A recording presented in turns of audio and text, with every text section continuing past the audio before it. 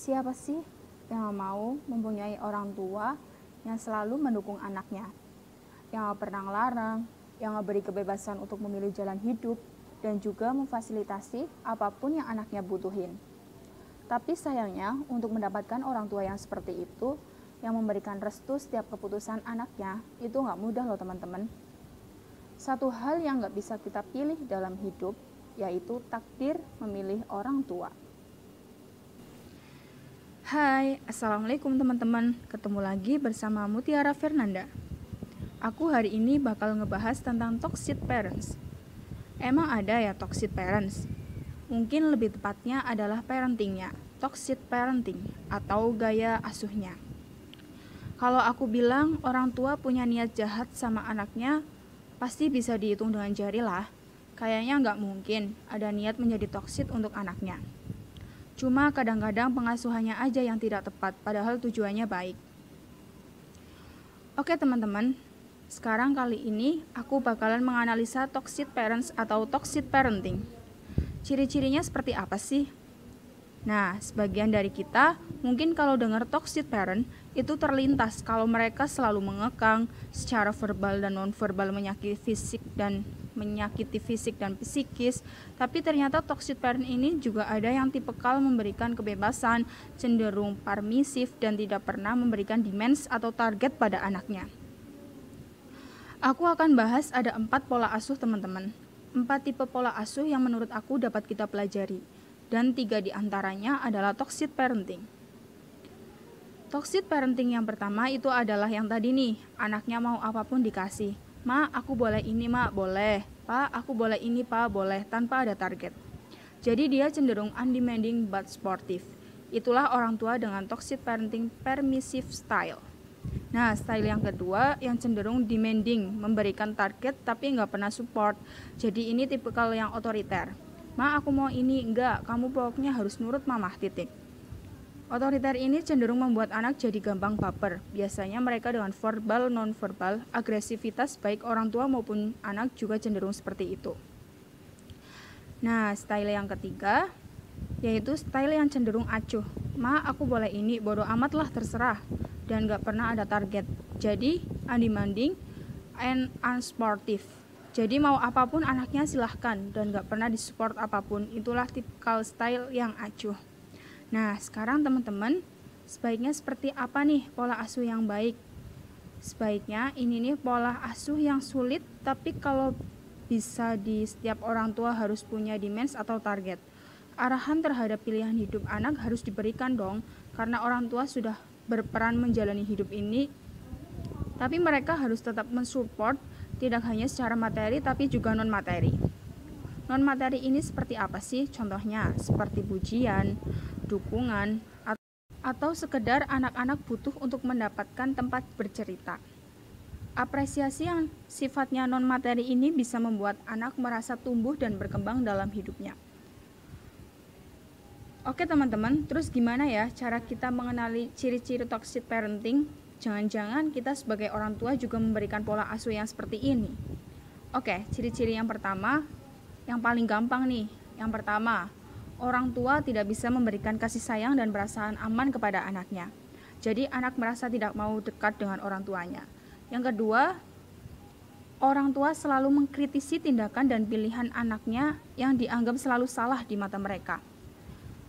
Salah kamu nih, harusnya kamu tuh begini, kamu tuh begitu. Ciri yang ketiga, orang tua melarang anaknya untuk mengekspresikan emosi negatif. Jadi anaknya gak boleh sedih, anaknya gak boleh marah. Pokoknya anaknya harus selalu positive and happy. Yang keempat, orang tua menganggap setiap ucapan dan keputusannya harus berdasarkan pemikiran orang tua, bukan anak. Jadi satu arah tanpa pengecualian. Ciri-ciri yang kelima, orang tua biasanya membebankan suatu kebahagiaan mereka kepada anaknya. Jadi aku bahagia kalau anakku tuh ranking 1, aku bahagia kalau anakku tuh berhasil jadi PNS, naik jabatan, kerja di sini, kuliah di sini. Kalau enggak mereka akan tidak bahagia. Terus berikutnya, orang tua menjadikan anaknya adalah aksesoris atau tropi. Tahu enggak sih cerita ke teman-temannya? Anakku tuh habis juara kelas dan ini tuh much, terlalu berlebihan.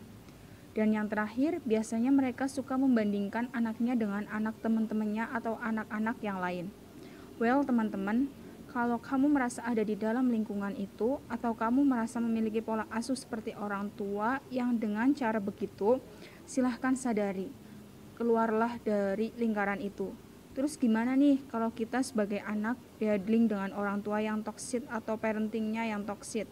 Toxic parenting ini nggak bisa kita hindari, teman-teman, karena dimanapun restu kita dari tangan orang tua. Salah satu caranya adalah bagaimana kalian bisa menerima dan menyadari bahwa orang tua kalian memberikan pola asuh atau cara yang tidak sesuai dengan apa yang kalian mau. Lalu kemudian maafkan mereka. Bukan berarti kalian bisa berada dalam circle itu dan membatasi ruang gerak.